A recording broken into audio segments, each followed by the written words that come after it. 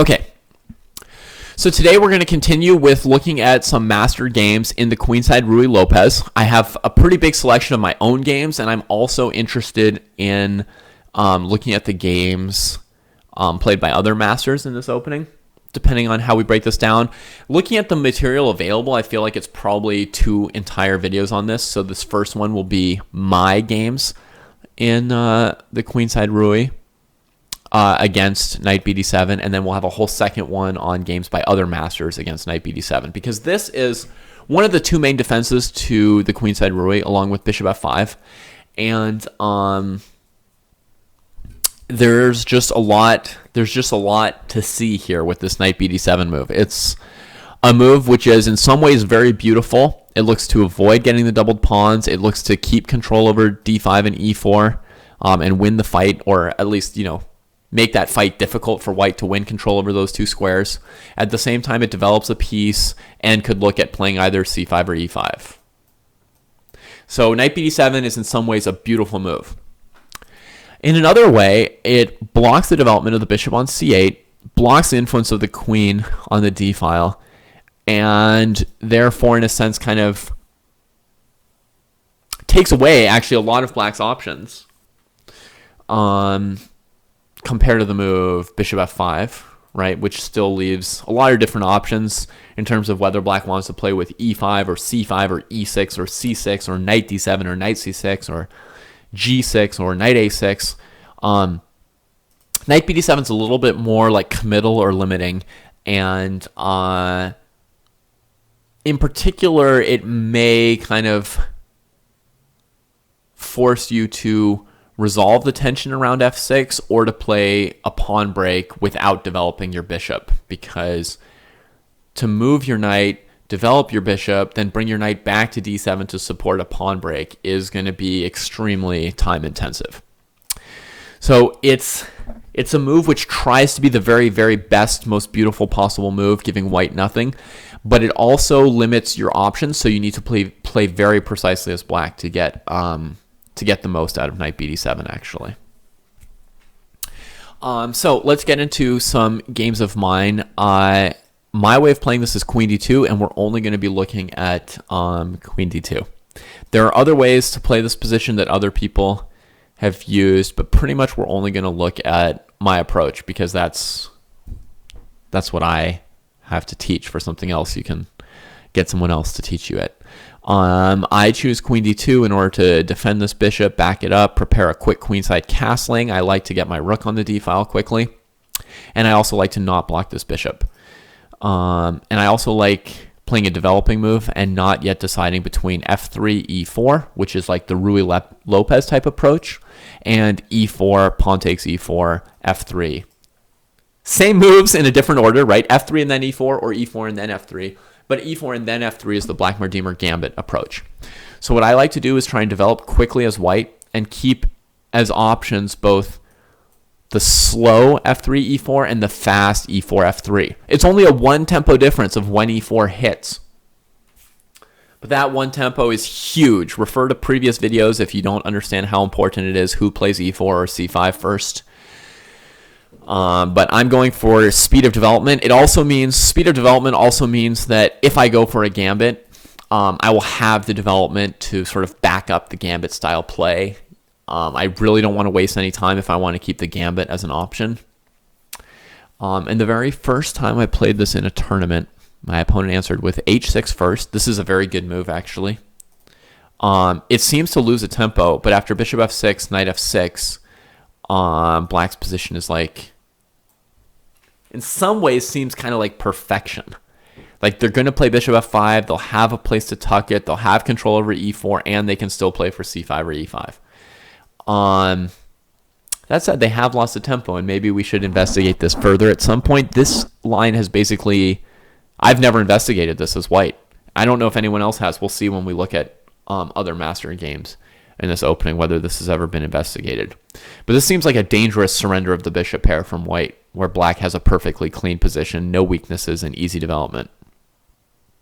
So h6 is a very nice move, asking white what they want to do with the bishop. They have to commit to one diagonal or the other. One diagonal allows you to keep putting pressure on this hidden attack along this diagonal, which can sometimes help you play e4, right? Because of the knight or the pawn maybe being pinned to the queen. Bishop f4 gives you like bishop takes h6 type possibilities, and bishop f4 also threatens the move knight to b5, which means that bishop f4 actually has the potential to make h6 a lost tempo, because in this position the main moves for black are a6 and c6, I believe. So bishop f4 is an attempt also to try and show h6 to be a loss of time, but relinquishing this pressure here. And I've actually ended up playing bishop f4 in some tournament games, and I will definitely try to get to at least one of them during today's video. So bishop h4. In the first game I played, my opponent then played knight to b6. This is that kind of really like ambitious approach to the knight, with the idea of knight c4, which is pretty awkward, with the idea of like you could play g5 and bishop f5, and white would be weak on these squares and black's development would be very fast and nice. But this is also a green light in my mind for white to switch to the Deemer, because you've now spent 2 tempi in the opening bringing this knight off to b6. I need to deal with the threat of knight c4. I do it by playing e4 and switching to Blackmer-Deemer style play. Now black could take de. In the game they play knight takes e4. There's no reason they can't play d takes e as well. And we get a standard Blackmer-Deemer type position here of the quick queenside castling variety. But white's next 2 moves will be f3 and castles queenside, or castles queenside and f3, depending on the person playing white. Either is fine. In this game, black plays knight e4, opting to trade off another piece here, which is interesting. Knight e4, de4. And now before playing f3, I choose to castle queenside first. This is partly because in this position, this d pawn is a little bit vulnerable, right? If I spend a move on f3, I feel like white is vulnerable to something like c5 from black. And also potentially to move like queen d4, holding this tension on e4, and now you can't castle queenside because of queen a2. Meanwhile, black's looking to possibly play like e5 or c5 next, and maybe bishop f5, and just keep the e4 pawn and not trade on f3 and bring out white's knight. In general, it's very undesirable to bring out your opponent's knight, right? Like if these pawns are getting traded as black, let's say, I just play some random move. You would much rather play here, here, here, and bring your piece out than, just the principle of recapturing. Then trade here and bring white's piece out. Okay, so this queen d5 move might be a major problem for white here if they play f3 right away. So I go castles queenside first, backing up my d pawn, backing up my queen, and I don't necessarily have to sack a pawn with f3. There's still ways of playing where you go like knight e2 and then knight c3 or g3, and you can play like queen e3 and just try and recapture this pawn, right? Or at least force black to play f5 if they want to hold on to it, which is a move with definite downsides. So castles queenside. Black plays queen d5 immediately, going after this and strong pointing e4. So active approach from black. King to b1. Not exactly how you'd normally think that you're following up a gambit, right? By just like defending yourself. And black continues. Black gets 2 piece developments in a row with this threat on a2 and gains 2 tempi of development. So now we've played a gambit because black lost time on knight b6, and then black immediately like wins back all the time that they've lost, and they still have their extra pawn, and development seems about equal.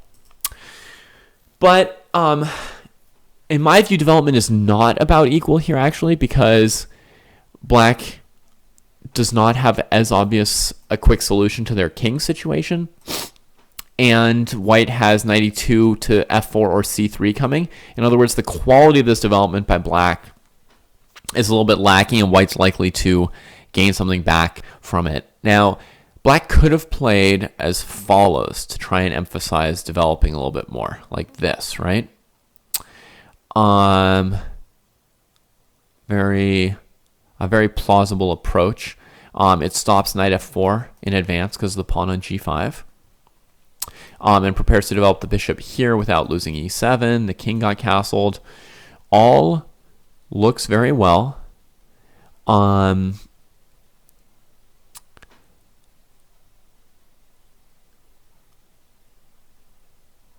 Yeah. The potential concern that I'd have with this approach from black is white being able to play c4 quickly and roll forward in the center.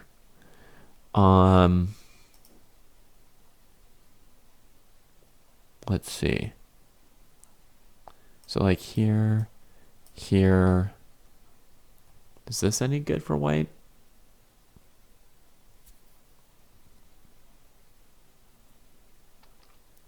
This is not exactly what I wanted. Yeah, this isn't very good for white. So let's go knight e2, bishop here.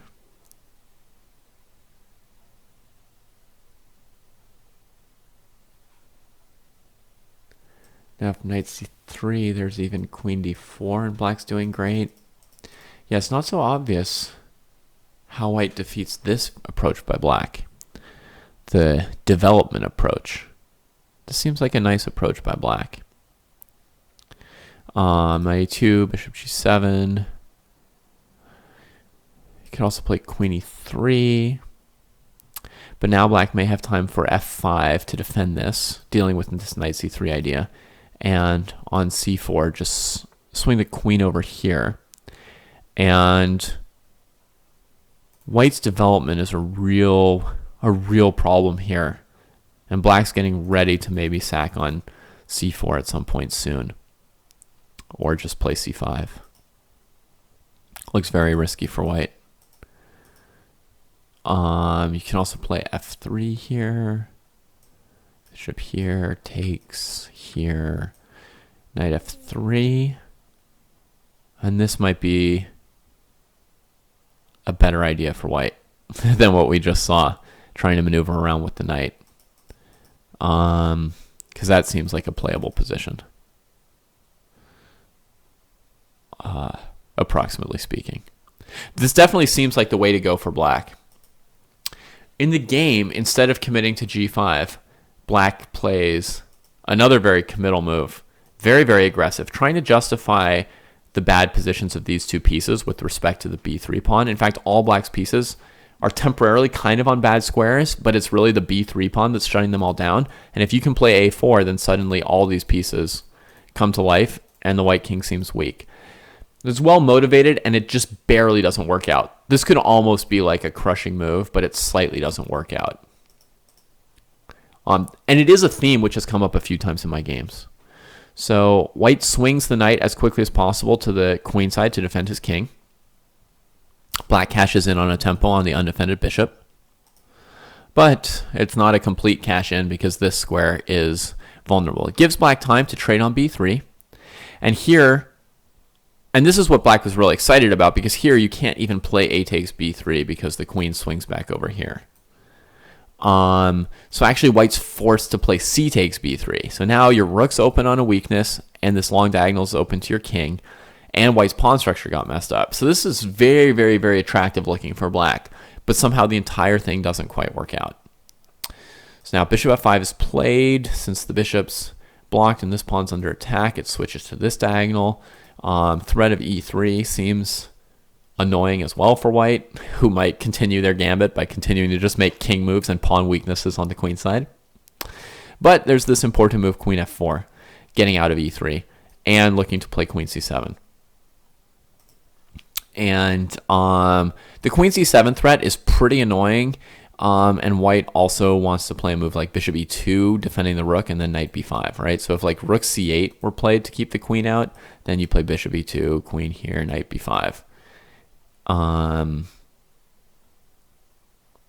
Which is annoying for black. Now white's development is complete, and it's obvious that black's is lagging comparatively. So you wouldn't expect this to work out well for black. So here black tries a tactic with knight to d5. If knight takes d5, then queen d1 is bad for white. White solves the problem with bishop b5, defending the rook. And that's check. If black plays c6, then the move knight d5 wins. You can't take the knight, and if you take the bishop, knight c7. So on bishop b5, black's actually forced to retreat to d7, and now white trades everything off and gets back their sacrificed pawn, and now we get an equal material simplified position. But the decisive factor in this position is still just the position of this rook and bishop, and white just develops calmly. And this position is basically, this position's winning for white, I think. At minimum, you're pretty much going to win this e4 pawn while black is trying to untangle their pieces. And so it goes h5, rook to the open file, threatening rook c5. That gets black to play e6. Queen f4, winning this pawn.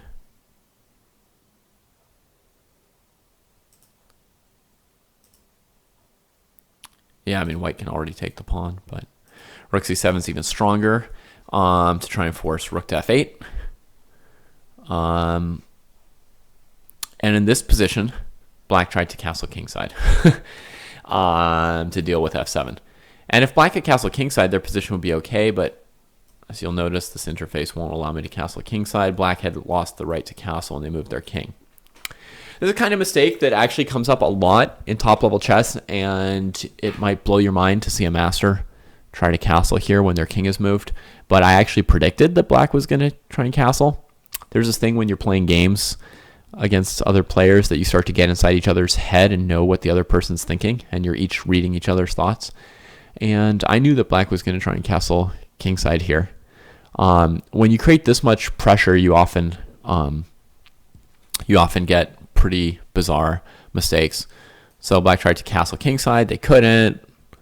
Then they had to move their king, and so they play king to d8, and then yeah, it's over. So that is our first game.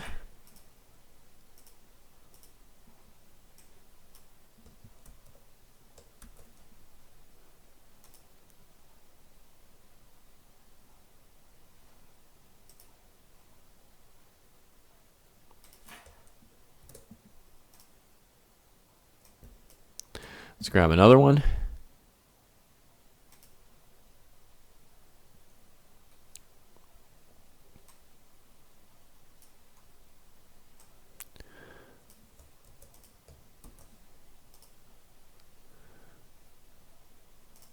All right.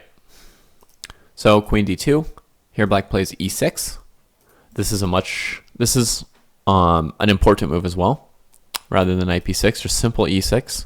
Letting the bishop out, preparing for c5, but obviously not letting this bishop out. And now, again, I played immediately Black Redeemer Gambit style, which may or may not be the best approach here. Black takes. There's actually a very, very, very important, interesting move here for black, which is h6, which has been played against me in other games. And then after bishop f6, knight f6, e5, you get a French defense, basically. Black spent a move, white's traded a bishop for a knight, and played a kind of advanced variation.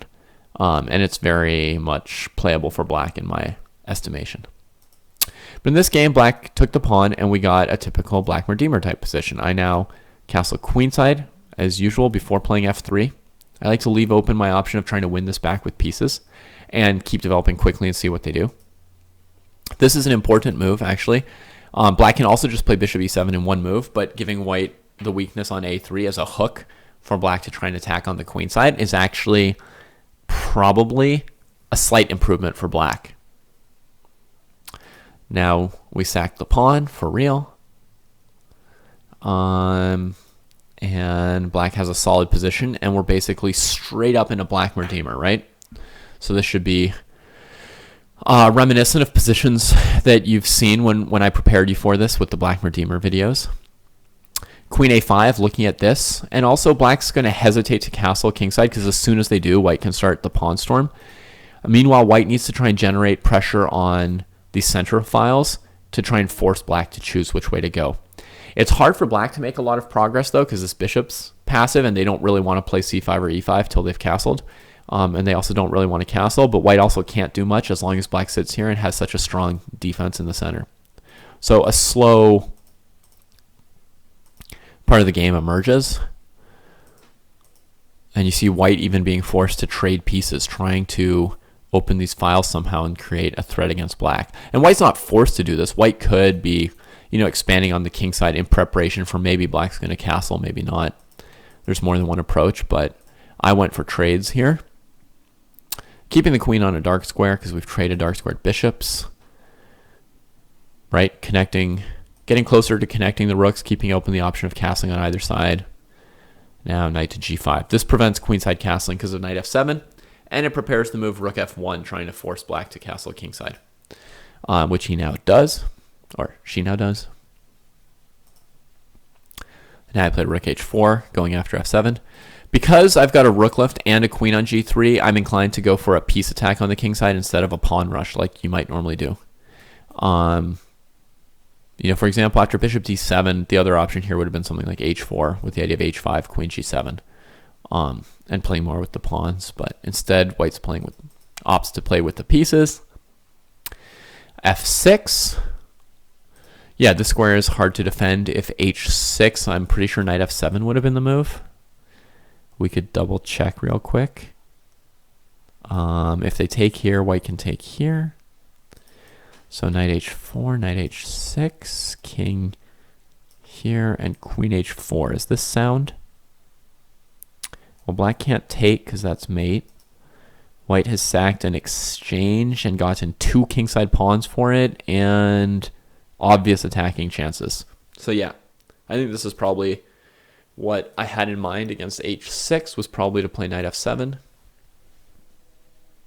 And it looks fine to me. I think that was pretty sound. So f6 was played instead. Yeah, how else to defend this? Well, I guess there's also an important variation here, but it's probably simple, right? And then just bishop moving and checkmate. Yeah. So rook h4, the piece attack, f6, and we trade into this endgame. So white got their pawn back, but black defended their king. And then they win back the pawn on h2, g5, all equal, very, very close to equal, right? White has the better bishop, but black has penetrated to the second rank, and a very, very close to equal endgame ensued.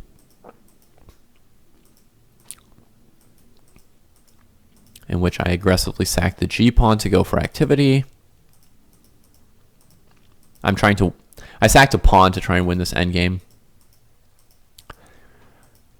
And then eventually, here it looks like maybe I should take a draw because my last pawns are falling apart.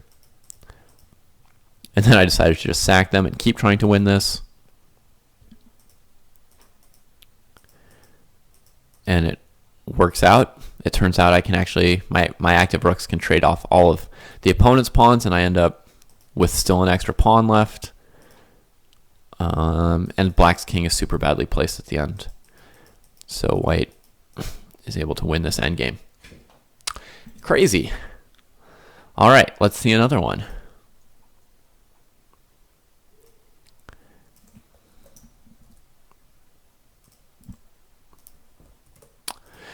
Rather than go through all of these in great detail, I'm trying to give you more games with a couple comments to give you a taste and a flavor for this opening. These are sample games. They're not necessarily like super jam quality or anything. They're just an example of what can happen in this opening to give you a feeling for it.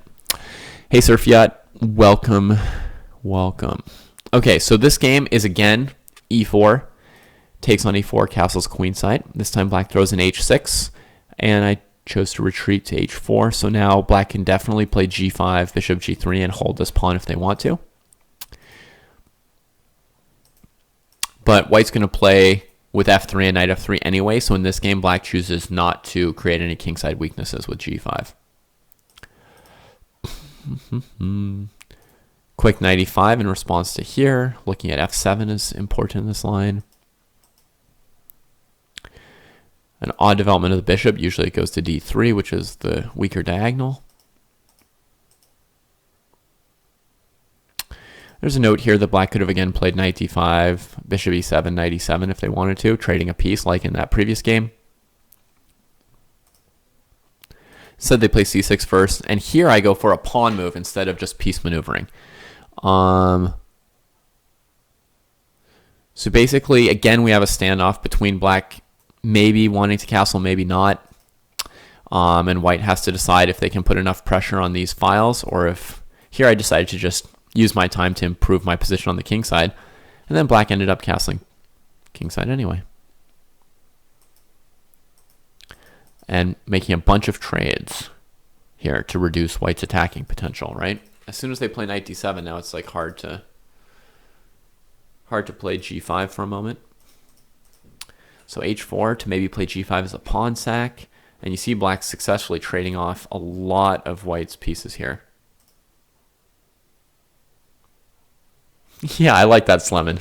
That previous game, a story of wildly sacrificing pawns to win an endgame. Because white sacrificed a pawn like 4 times that game, and then won it back, and then sacked it, and won it back, and sacked it. All right, so black doesn't go for this, which leaves them, you know, kind of like this is useful for white, and black's pieces are kind of cut off for engaging with the game. This like c5 makes a lot of sense, trying to undermine white in the center. And white has to just sack stuff. There's no obvious. Well, I suppose there was probably an approach with knight d7, bishop d7, queen b7, trying to keep material about equal. So this was a choice by me to go for a kingside attack over that. And then knight g4. So leaving black's pieces not in the game, but very, very committal as far as losing lots of pawns. f5. Yeah, this move is super strong, gaining space on the king side for black and preventing white from taking on h6 because of this. I ended up having to do this. And black trades off the knight after all. But now white's only down 1 pawn instead of 2 or 3. So that was black's choice. King h8 threatening e5. Rook e1, so on e5 you can just move the queen, and they can't take here.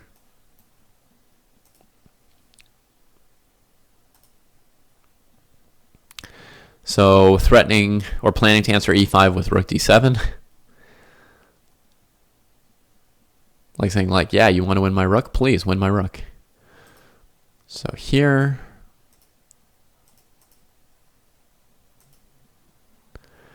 you see black really needs to play e5 at some point to get these pieces into the game, because bishop d7 is cut off, right? So their only way to play is e5, and white's playing around it. Like, it's really hard to prevent e5. Black could play it as a pawn sack. White's trying to be well prepared either way. See here, you could take it, and bishop f5, right? And suddenly every black piece is out. But white is going for an attempted knockout tactic here. And it works out.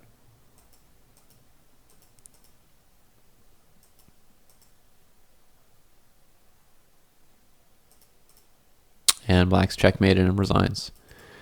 If king g7, there's rook g4, right? This whole thing was sound. Rook h6 is actually winning.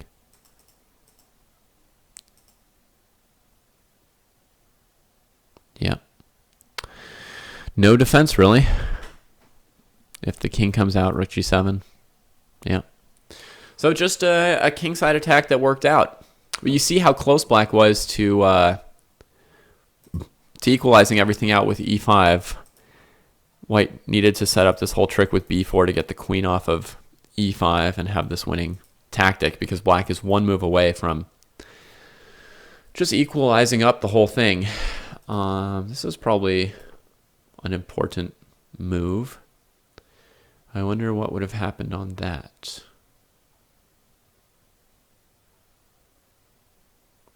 Seems to refute what white was doing, doesn't it? Could both masters have missed this move? If queen f5, then queen e3 wins. I mean, what could I have even been like thinking of here? How bad was I? I don't know. I don't even see what white does after bishop f5. Maybe I had some ingenious idea. I mean, I wasn't so terrible back then. I shouldn't be able to refute myself in 1 second now. In fact, I was better then than I am now. But I do not see what the point is for white. This move wins, right? Then rook f5. Otherwise, I mean, you can do this, which seems not great. I mean, it doesn't necessarily lose for white, but I mean, it's certainly not what I was going for, right? This is like maybe white's active enough to equalize with a bad pawn structure. You're watching with the sound off just to see my facial expressions and learn nothing about chess. That is surprising. But you didn't even hear that, so what do you know? I mean, because if that's all white has, it's not clear why white wouldn't have just played queen e5 here, right? Instead of going into greater complications. I don't know. A question to be resolved at another time. For now, we need to look at the next game. Let me zip ahead to a related game that I lost in this variation. It's one of the few games I've ever lost in this opening. All right, so queen d2, h6, bishop h4, now e6. And the point of this move order, this was an opponent who'd like prepared for the game. The point of this move order is revealed when I just blunder straight into it with e4, knight e4. And the point is on knight e4, queen h4. And so I took, my opponent took, I took, he took. And with one forcing tactical sequence, black gains the bishop pair and trades their c pawn for white's e pawn. So this is like an amazing position for black. And they have like a very nice exchange queen's gambit kind of structure with the bishop pair. White's missing their best bishop. White's weak on these light squares. And I eventually got some faint hopes this game, but this is mostly a really, really bad position for white. That, you know, I was lucky to even stay in the game at all. You can readily recognize that this is a bad position for white. This b pawn and d pawn are both weak. Black's bishop pair is nice.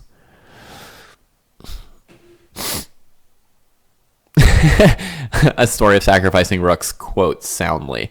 I mean, once I played rook h6, it was sound, but I don't know what I was planning on b4, bishop f5. It's so obvious. And nobody has yet told me what we're missing. When you're down to 2 minutes on time and need to make some happen. I think we might have been low on time. Anyway, I'm showing you this game for completeness, but nothing is changing here. White is just in a bad position all the way through. Black is opening a second front on the king side to have yet another weakness to go after. There's no notes in this game to tell me how black should have beaten me, but I mean, he definitely has a nice big advantage. Oh yeah, here I go for a sacrifice as things are getting dire. Grab the a pawn. Turn these two terrible pawns into some kind of something, right? Yeah, this is where I like got some slight chances back into the game.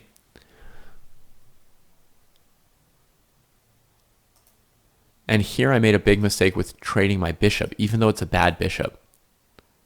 Apparently I needed this bishop in order to play knight c3 and get the pawns rolling again. And I should have played h takes g3, keeping the bad bishop against the good bishop. But I took here. And then I was losing again. Now black, yeah, e5. I'm in trouble. Still some small hopes.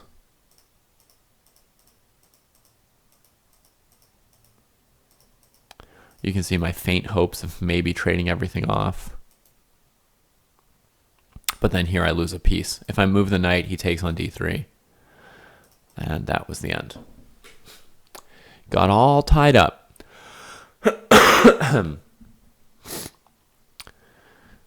And lost. Wow, it looks like I played on down a rook. Yeah, I used to be a never say die player. I'm down a rook and a bishop. Wow, go me. The game goes on, but I'm going to stop here. So that was rough. Thereafter, I first came to investigate another possible move, which is the last game probably that we're going to look at today. I guess I could have spent an extra minute or two explaining how painful that game was. But this is one of my favorite games of all time, so why not have a couple extra minutes for this? In this game, I think this is the first time in a tournament game that I tried the alternative of bishop f4 instead of bishop h4. Being now aware of this tactic of bishop h4, e6, e4, knight e4. So in this position here, you cannot play e4. You have to play either f3 or castles queenside, which have both been further analyzed by me as well, and they're both interesting. But this game, I tried out bishop f4 for the first time. Here the threat is knight to b5. So my opponent played c6 this game. The alternative is a6.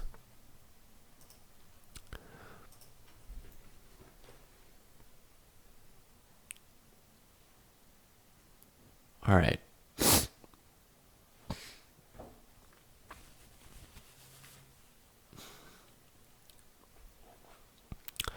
So here, my opponent went for b5. Now this move, which again looks like he's forgotten about developing properly, this move is linked to the sharp fight over the e4 square in this position. By playing the c6 variation, black's basically given up on c5 because there will almost always be knight b5. So b5, he's fighting me for control over e4. Now in the past, I've had games where I play f3 here. That's kind of like the main idea. And then black can play like b4, knight to b1 to keep control over e4. And this knight is not so comfortable on this square, obviously. I think there's also there's a key variation with knight a4 that I calculated long ago, and it's some version of this kind of line using the knight on a4 to try and have a hook to open up white's king a little bit. And there's this tactic out of like the Knight or Sicilian where you play like a3 in this kind of position, then takes, and then when the queen moves, you'd have like this. It's pretty funky. But I think in this position, if you play a3, it should be good enough for black to just play e6, just defending b4. And if you take on b4, bishop b4, and meanwhile they're just trying to still play knight a4.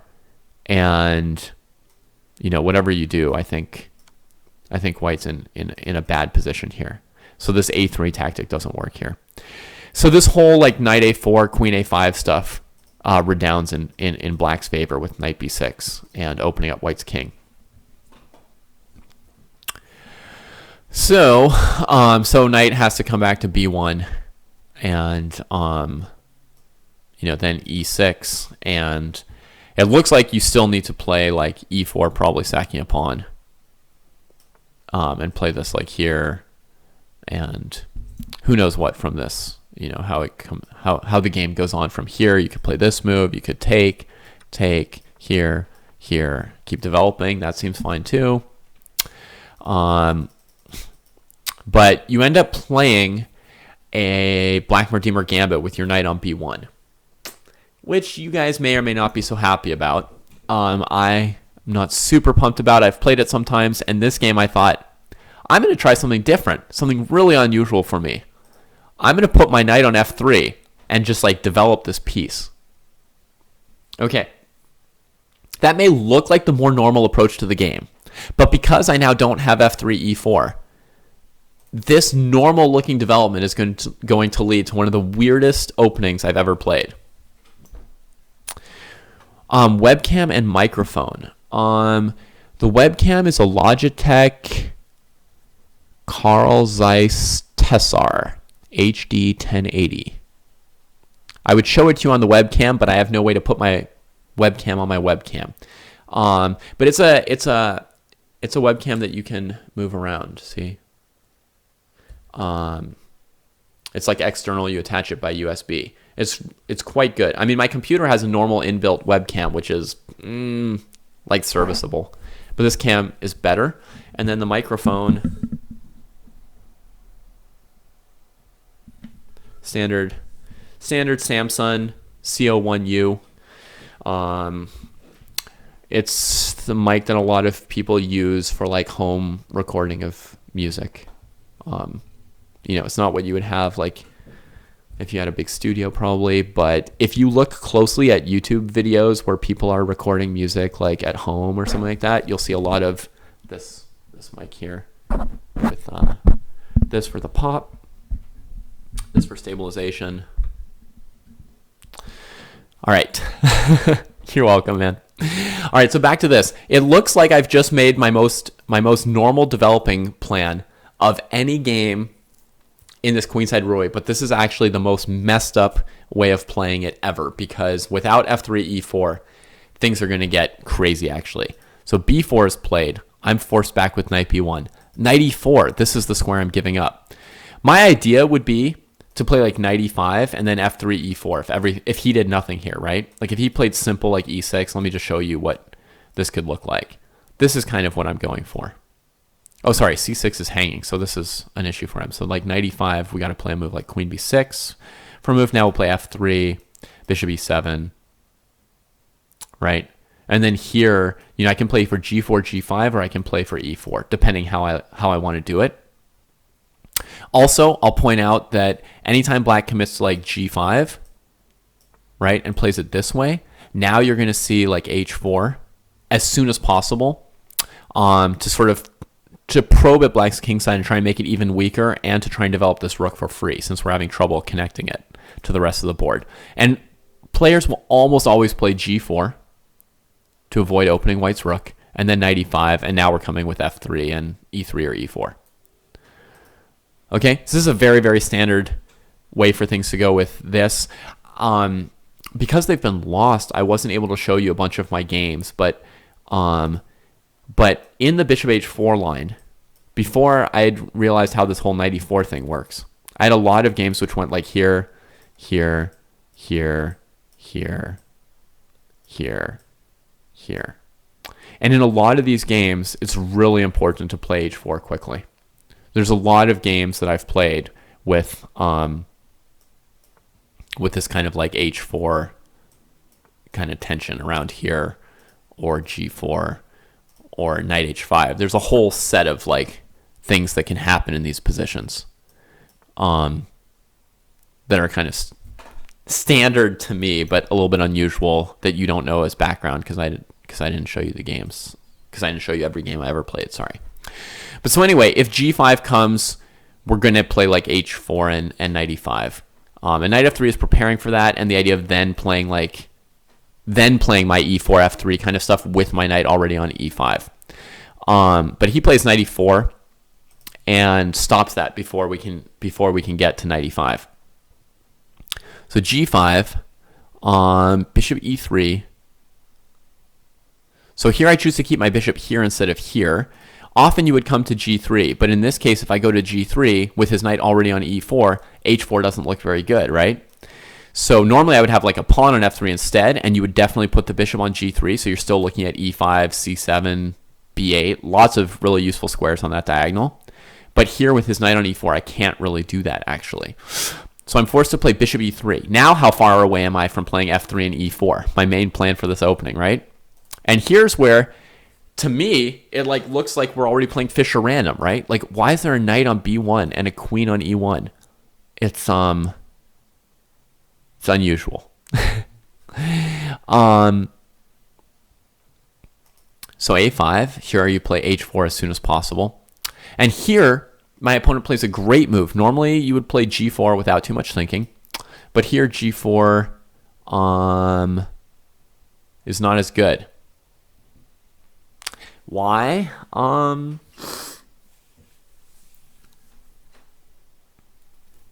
guess because white wants to play knight E5 anyway. It softens up the king side more, and it's a hook for F3.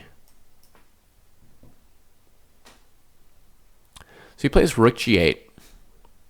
And as soon as if they ever play rook G8, it's very rare, but when they do, you might as well just trade right away to get this file for your rook. So the other way that they sometimes answer this is with bishop G7, because usually this bishop will be on G3. If the bishop's on g3, they might be able to hold the g5 point and play bishop g7. With the bishop on e3 here, it looks like, white just wins the pawn, right? And would be very happy to do that. And then hopefully eventually untangle this. But often when they play bishop g7, you hold this tension over your opponent, right? You want to keep the tension, not choose to take yet. But if they play rook g8, there's basically no reason to hold the tension. You amateurs usually trade off the tension right away, usually a bad thing. But here there's one of the few cases where a master will trade off the tension, just take control of the open file right away. HG, HG. You see the same thing in the queens in the Ruy Lopez as in this queenside Ruy Lopez, right? In the Ruy Lopez, what are those lines called? Like Archangelsk or something? The lines where black plays a6, b5, bishop c5 really quickly, and white plays a4 and black plays rook b8. You see white trades on b5 right away to get the open a file for his rook. AB, and then whatever, knight a3, etc. So, yeah. So you take the file. Now here I played knight bd2. But an interesting alternative is to play knight e5, which is what I'm trying to do, right? And the reason I didn't play it here is takes, here, here, here. Well, this is playable. There's no a special reason I can't do this. I would say d5 is pretty strong for black. So even after we play bishop d4 or bishop d2 and e4, d5 is going to be rock solid. Black will be able to defend it. His king's going to be in the center, but he's going to be working on queenside counterplay probably with queen b6 and a4 b3 or something of that sort. The game goes on, but I think black's pretty solid and white's development is not super. Archangel defense. Yeah, Archangelsk. Okay, maybe I got that one right for once. Anyway, so I didn't go for that. I went for knight bd2. This knight's terrible. I'm trying to trade this one off. Now look at this move that black plays. This is a move you are basically not going to see in any other chess game other than chess 960. But this move is terrific because the idea is that white wants to play knight e4, de4, knight to e5. That makes sense? Let's say I play bishop g7. I think even on bishop g7, white can do it. Oh, but this pawn's hanging on g5. Okay, let's say he comes here, here, here, knight e5 to show the idea. The point is that we've actually cracked black's solid d5, e6 structure from that other variation I showed you, right? Here it's hard for white to ever get anything dynamic going because black's center is so strong, right? So what white wants to do with knight bd2 is he actually wants to break up black's pawn structure. If black takes, then white can play something like this, trying to just play e4, right? But otherwise, white wants to break up black's pawn structure, then play knight e5, and then just go for f3 and try and open stuff up. And you see black still has this question of where's the safe area for his king. So he does not... If white's able to develop this bishop and queen again, black's position will usually be bad. He kind of wants to destroy white's king before white can develop or open up the center. So this move f6 is just absolutely terrific. It prevents knight e5, de5, and then basically any knight move. Okay, so super meets the needs of the position. Blocks in bishop g7, opens up this diagonal, but white doesn't have a queen on d1 because this is Fischer random, so you don't have to worry about this diagonal. He also doesn't have a bishop, so you don't have to worry about that either. So f6, exclam, beautiful move. Takes, and the knight has to go here, pathetically, and this is all still bottled up. So it's move 15, and I'm still stuck here on the back rank playing Fischer random chess and can't develop my bishop. I can't even move my e-pawn. How many steps am I away from moving this bishop, moving this e-pawn, and then getting this out? Now here I had an incredible move that I could have considered. I played f3, trying to dig out, right? If he takes and I take, my position is suddenly extremely, extremely, extremely good, right? All my pieces can move. My problem is gone, and now his problem is still there, that his king hasn't castled. In this position, notice that I don't take this pawn that's hanging because of queen d5. Knight d2, queen a2. right? And then if like knight b1, knight c4, you see the problem of not having the pieces out in this kind of sample variation. So I didn't play knight e4, but there's a very, very interesting move actually, the move d5, even though knight e4 is refuted by queen d5. The point is that here, if black plays queen d5, you can take this piece. And if black takes on d5 with a piece other than his queen, you have done a, what's it called? A sealer sacrifice. I don't know if you guys know that word, but it's a sealer. The point is that on something like knight d5 or pawn d5, either one, you can play knight e4 and black doesn't have queen d5 anymore because you've blocked the d5 square. And so white's able to get his pieces out. So actually this weird move d5 might have been a pretty good option for me here, with the idea of then maybe playing knight e4 next. But I played f3. Well, we already know my dream scenario is ef3, ef3. My opponent's not interested in my dream scenario. He just leaves this pawn here for me to take, and goes for his kingside attack, which is logical and correct. Because honestly, winning this pawn for white is not even interesting. This does basically nothing for white. The only thing I want to do is move my bishop. I just want to get my bishop out. And if I take this pawn on e4, my bishop on f1 is still blocked in by all this stuff, right? It's going to take me ages still to maneuver it out, as you'll see, because this game, it takes me ages to develop my pieces. So he doesn't even mind. Like, when I play f3, right, fe4 is not a threat. It's not even, like, at all a threat. It's almost like hoping that he'll do this. But if he doesn't, I'm going to slowly play here, and here, and here, and here. So it's the only way I can do it. So he goes for what he needs to go for, his queenside attack. And now he's going to be able to force open a weakness on the queenside, like in the very first game I showed you guys. Because if I play king b1, which I didn't, if I play king b1, he can still go bishop e6, right, force b3, same hook, and then open up his rook, right? And you can see that white is under serious attack, and black doesn't care at all about losing this pawn, right? Because he's just going for his attack. Very similar to what you'll see in the game. So in the game, I play b3, and he plays a4, right? Still just not at all caring about this. I take it. I'm buried under snow, and it's going to take me a long time to shovel it out, but I've got nothing better to do than to start shoveling. So he's correct to be sacking this e4 pawn, and I'm correct to be taking it. I need to, like, try and bail out. Queen a5, here he comes. After f3, a couple moves ago, what if knight d5? Would knight d5 be even better? Right, this is funny, trying to basically, like, trap me in here. All right, I think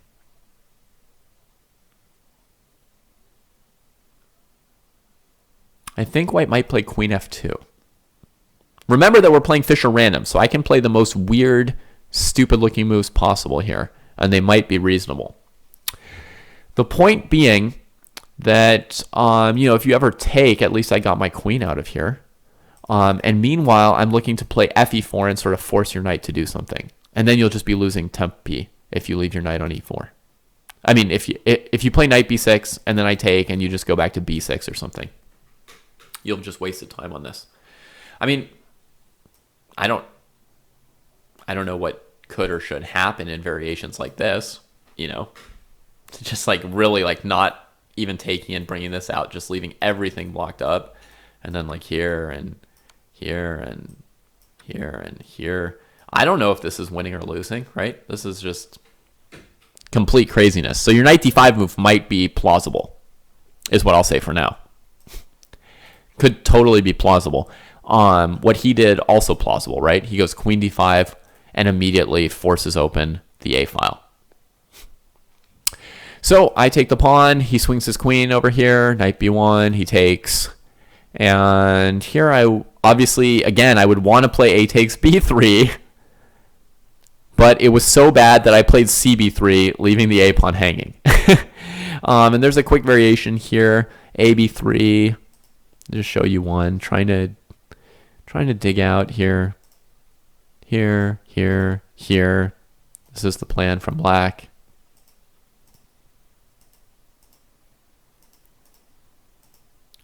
and black wins.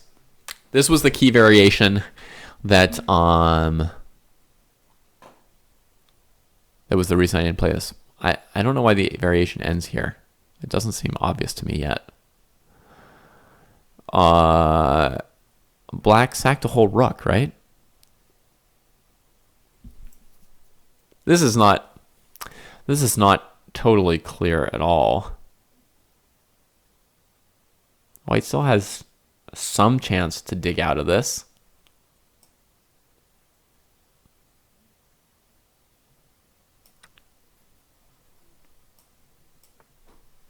I mean, I have no idea what's happening here. It's a total mess. White is certainly under attack.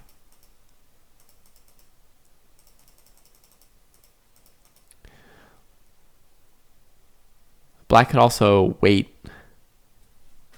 to come in and not sack the pawn on b4, maybe. Yeah, VCG. I was also thinking of that too. I didn't show like a million variations. I just showed one version of sacking a knight in your knight d5 line.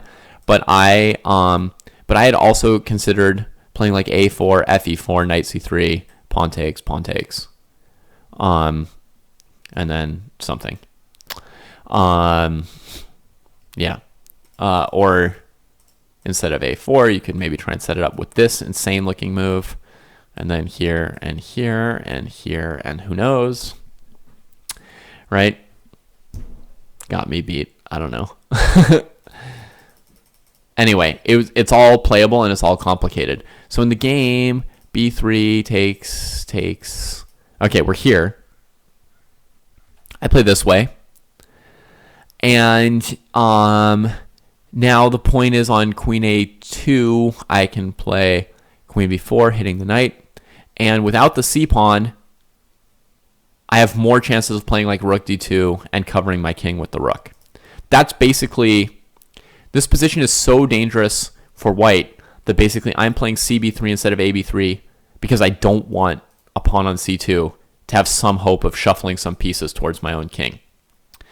Now my opponent plays another fantastical, crazy move, f5. f6 and now f5. Notice that we're on move 20. I'm basically playing Fischer random and haven't developed yet. I've got one piece out at move 20. His development is non-traditional as well, right? These pieces are pretty weird, but he's managed to develop his rook, which is very important. And he's got his queen in the game. And by herself, she can do a lot of damage if I have no pieces out.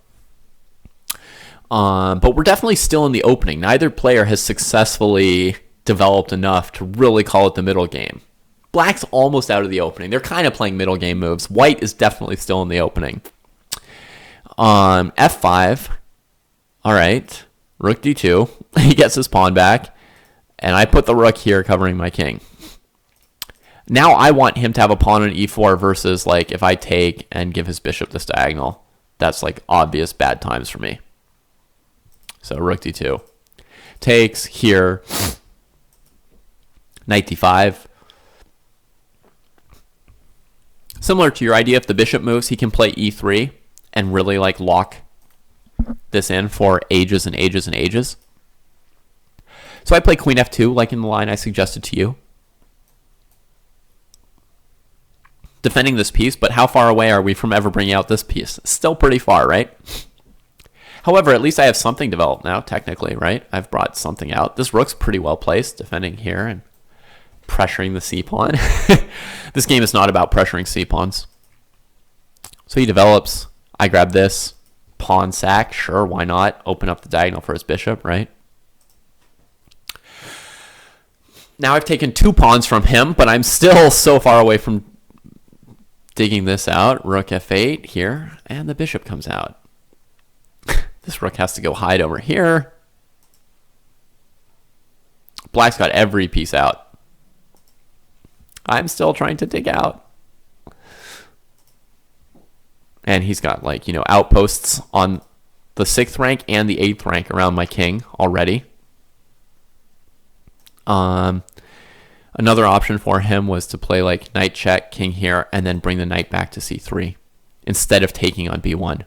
because basically, like, if I take this knight, check, and he wins the rook, and if I don't, where's my knight going? He's actually trapped my knight on its own first rank. My opponent is a grandmaster named Raitsky, Alexander Raitsky. He plays like phenomenally this game. It's a really, really cool game, right? So, so he took the knight, but this knight is actually trapped on its own first rank, so very plausible for black. Instead, would have been knight a2, king d2, knight c3. Trying to win.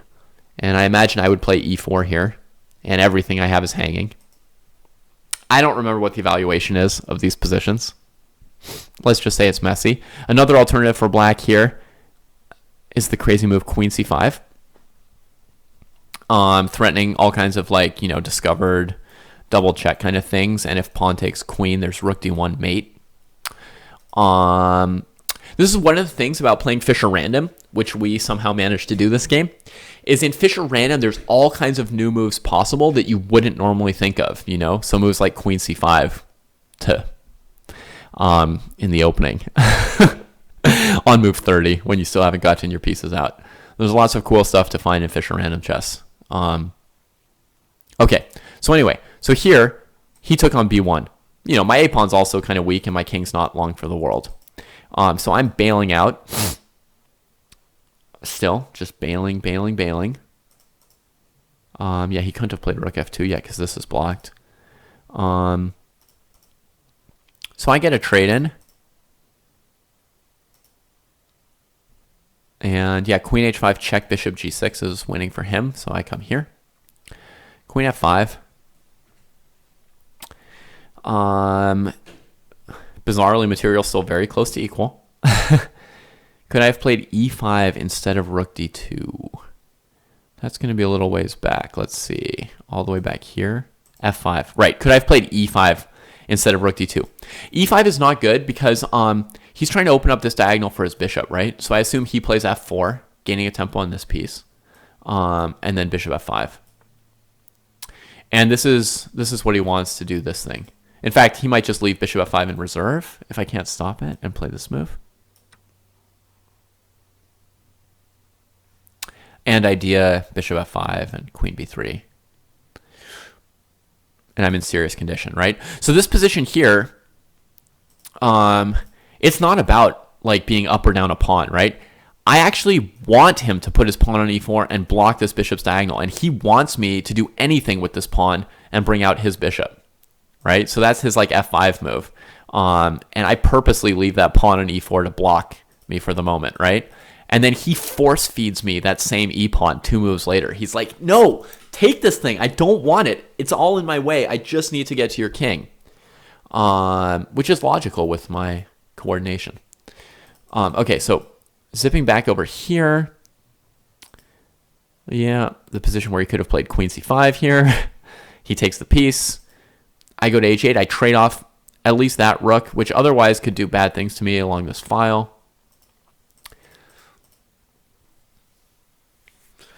Now, presumably, knight a2, king b1, knight c3, king c2 doesn't immediately win for him, although it's messy. I imagine it probably doesn't lose for him either, because this rook's trapped and he's threatening checkmate.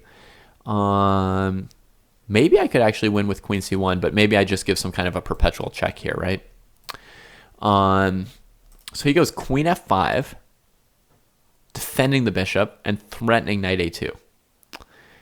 Now here, I had my one chance to get my opening advantage on move 33. I could have finally played the triumphant move e4 and sacked that e-pawn after, how long have I been trying to move that e-pawn for? I mean, it's the goal of this Qside Ruy Lopez is to play e4, right? And I've been trying to play it since move like 5 or 6, and now it's move 33. I could finally do this, and white supposedly has the advantage according to my analysis. But anyway, I played the move e3. Here, here, here. And in this position, I thought that I would win. I thought e3 was winning and was the solid way to win this. But I'd miscalculated something. My bishop finally comes out. And then queen f4 trading queens. And this bishop should be trapped because I threw in... See, I have to throw in this check to defend b3. So the bishop can't come out this way. Then I played queen f4, and I'd calculated that in this position, I'm down in exchange, but I win the endgame because I either take his bishop or his rook just sits on a8 defending it, and then my 2 bishops will queen the g-pawn against him eventually. But after queen f4, he still has one single saving move. I mean, I'm threatening queen f5 check, right? It's not illogical that I thought that I would think this was like a winning idea, but he has the move bishop to b1. It saves his bishop, and it can come back and take the queen if I take on f5. And now I had to give a perpetual check. And this game finally ended in a draw. One of my favorite games I've ever played. I had so much fun during the game. My opponent had fun during the game. We were like sitting at the board, and you know, sometimes people are like sitting at the board and they're like, and then they look at their opponent. They're like, I wish I could kill you. And then like look at the position some more, and then like die, and then like, you know, calculate some more variations. But this game, we were like playing, and we were like looking up and like smiling. I was like, you know, in my head, I'm like thinking like, great move when he played f6. You know, like when you're having so much fun playing that you enjoy your opponent's good moves. That's actually where I prefer to be as a chess player. You know, when he plays the move f6 and I think about it some, and then I look up and I'm like, yeah, good job, man. That's an awesome move. You know, well done. You know, and when we're both just having fun like that and coming up with cool ideas, that's really like where I want to be with chess. This is like one of the most fun games I've ever played. And even though it was real chess and not Fischer random chess, it is part of the reason why I wish that we played Fischer random chess instead of real chess, to get more games that feel like this. Because to get this Fischer random game, I had to play this very weird knight f3 move, right? Which is super, super dubious, right? I mean, my position definitely looked difficult for a long time this game. And I remember that even though it was fun, it was kind of like a harrowing kind of fun, right? It was like, I'm trying to survive, you know? And then for my poor bishop on f1, I'm like, bail him out. So this is definitely like, this is definitely a sort of dubious way that I played this particular game, that managed to get this very interesting game.